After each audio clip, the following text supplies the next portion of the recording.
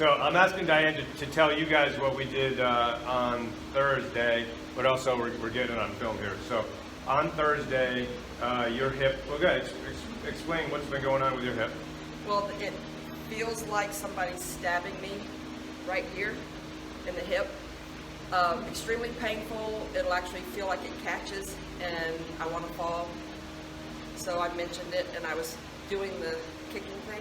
Yeah, so we had a heavy bag set up for an obstacle course the other day. Heavy bag. Anyway, and when I tried to kick and follow through, I actually couldn't, and it was extremely painful. Extremely. I couldn't hear the end of it when you Tried to kick.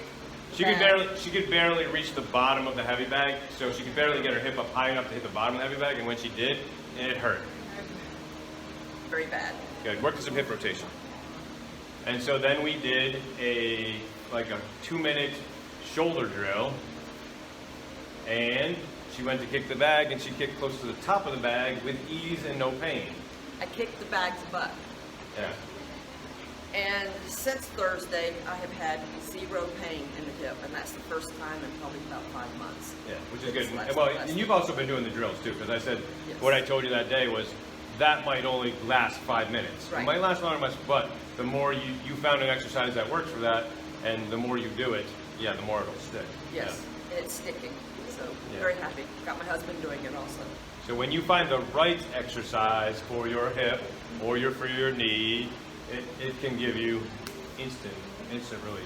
Well, and the joy Instant mobility, instant relief. of these mobility Neurology, yeah. exercises is you can stop wherever you're at. And the minute I felt that coming back was Saturday. So I got a good 2.5 days out of it. But I simply went and did the downward pressure on both shoulders, and I mean, I do that for great. Cool.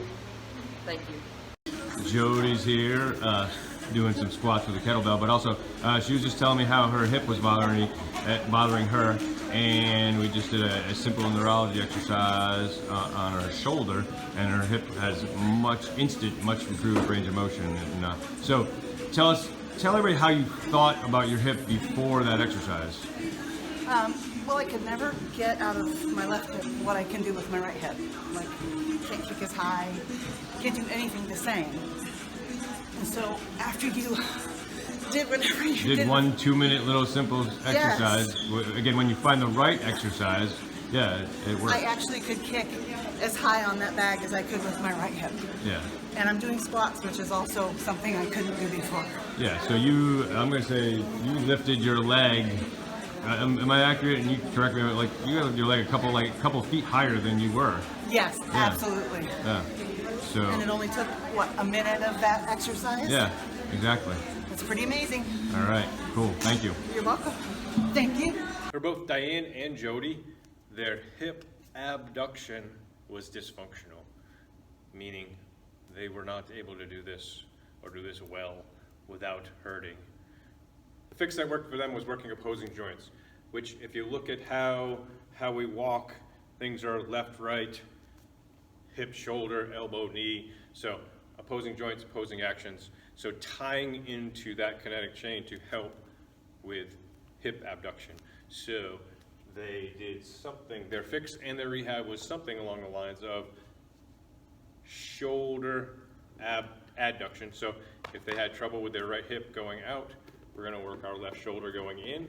So one way to do that would be something like this. So up tall, every exhale, crush the ball.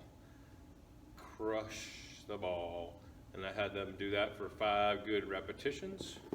Then I had them work their hip abduction out to the side. Now, common mistakes are this hip's not stable, straight, so be aware. Keep that up tall and stable. Keep the spine up tall, breathe. Also, common mistake could be hip hiking, or really hiking your pelvis, or rotating your hip. So keep your toes and knees straight ahead, keep your pelvis in neutral, and really work your hip for a couple of minutes. Also, can you have your foot relaxed?